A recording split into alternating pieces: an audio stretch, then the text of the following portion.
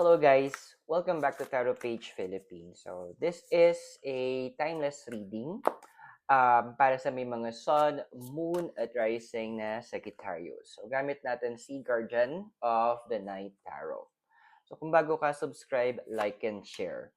Kung hindi mo alam yung Sun, Moon at Rising sign mo, sa end ng video, may link tayo para dito. So these are for guidance purposes, use your free will wisely. So this is a timeless reading, meaning kung kailan mo to napanood, that means the message is para sa'yo at this point. So again, this is for your Sun, Moon, and Rising sign. So Sagittarius, here are the cards na nakuha natin. We have here the Ace of Swords, Ten of Cups, Eight of Wands, Queen of Wands, and si Five of Pentacles. So, isa-isahin natin. Ano bang message para sa'yo?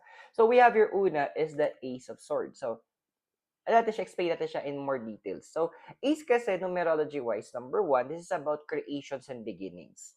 It's also about, it could mean also leadership, and such. Now, Swords is about air. It's about your mind and the intellect. Well, given naman, you have the ninth house placement, which is also about Sagittarius. Andoon kasi, it talks about higher levels of learning and also long travels. So, this card is actually reminding you na it is time to expand your knowledge. Andun kasi na medyo kailangan mo nang bigyan ng time yung sarili mo na to learn or venture into a new field. So, sabihin natin na parang may mga moments na feel mong matuto. Yari, gusto mo matuto magluto, or gusto mong ma-indulge or maintindihan yung culture, sabi natin dito sa Cordillera, or ng culture ng mga Badyaw, or andoon na gusto mong maintindihan yung history, sabihin natin ng Thailand or ng Japan, and how it connects and how you can connect to it. Yun yung moment. So, if you're planning anytime soon na mag-travel, push mo yan, te.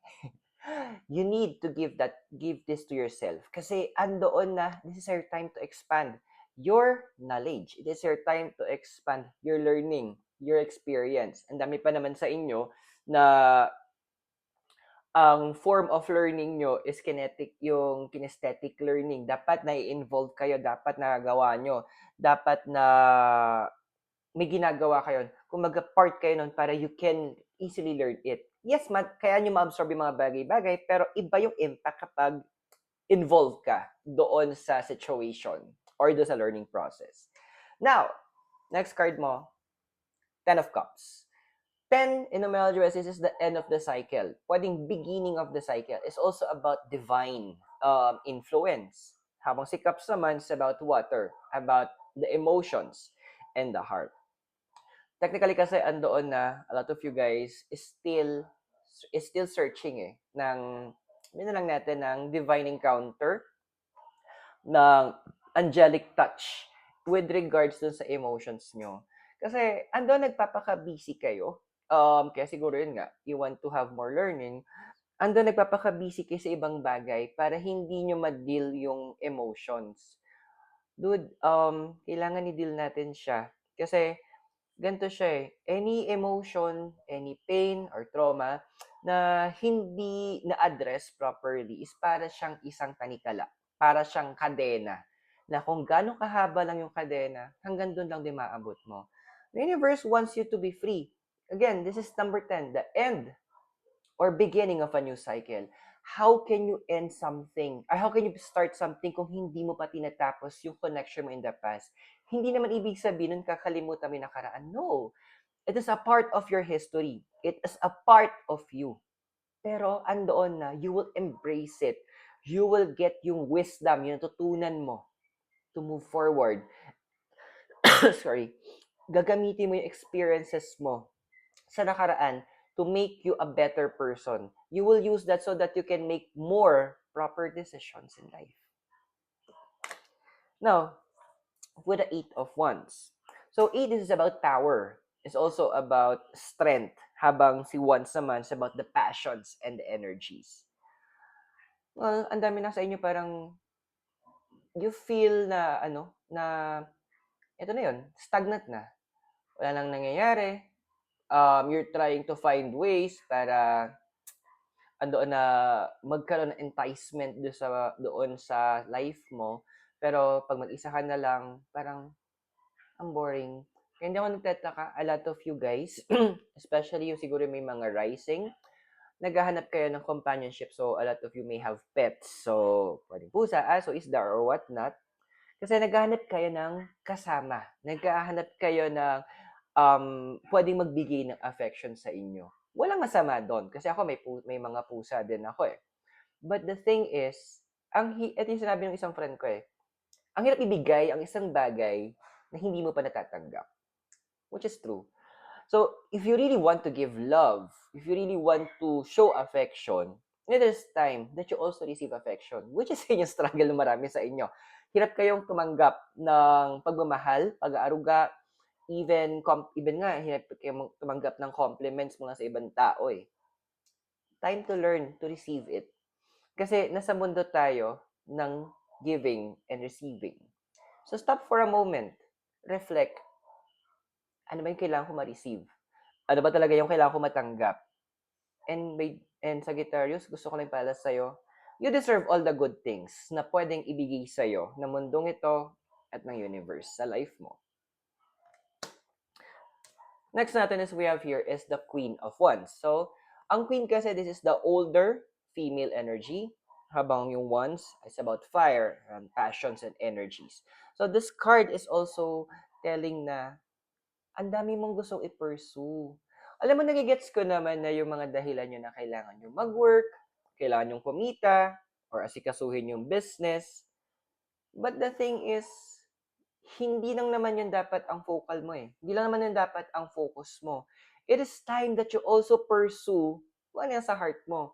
Give yourself sabi nga ng isang movie, sabi niya, I don't want to survive. I want to live. Your life is not about survival. It's also about living. Kasi ito yung concern ng cards eh. Sabihin natin na ano ka na sa age 60, 70, 80. Ano yung mababalikan mong memories nun? Ano yung ikukwento mo sa mga younger generation? Ay, nag-work ako, blah, blah, blah, blah, blah. Diba? Wala na yung, andun yung point that the card is saying na, hindi ba mas masarap ikwento na, ay, pumunta ako sa La Trinidad, sa Mount Culagong, and I experienced the place. Or andun yung point na, yes, nagpunta ako doon sa Palawan at nakita ko yung underground river. I was able to go to Cebu and experience yung festival nila doon. Yun yung gustong core memories na gustong i-build sa'yo ng universe. Yes, andoon na, ito yung papasok na tinatawag natin work-life balance mo. And your last card is the 5 of Pentacles.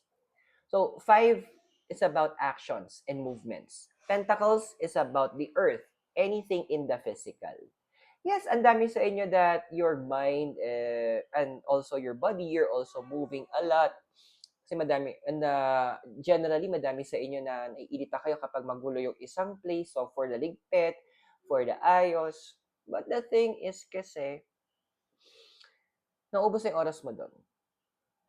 You need to also focus on other aspects. Now, ano yung mga other aspects na to? Well, in terms of your finances din. In terms doon sa mga bagay na parang may mga na-i-offer sa inyo before na may be possible source of income or to help you grow, so maybe in finances or in your career, na medyo na kaligtaan nyo. Time for you to review. Return to those offers, to those ideas, and double check. Baka yung timing, tama na for now. And from the experiences that you have, di ba? Yung mga pinakawalan mo in the past, and kinuha mo yung karunungan doon, yung mga tutunan mo, use it para magkaroon ka ng proper, informed decisions. So I hope nakatulong yung reading. Those are for guidance purposes. Use your free will wisely. And kung bago ka, subscribe, like, and share. Private readings po and spell works, you can message me. So, maraming salamat sa iyo. God bless, Namaste, Hare Krishna, and blessed be, and hope to see you soon. Mula po dito sa Baguio City, you have a great day, and I'll see you very soon po. Bye!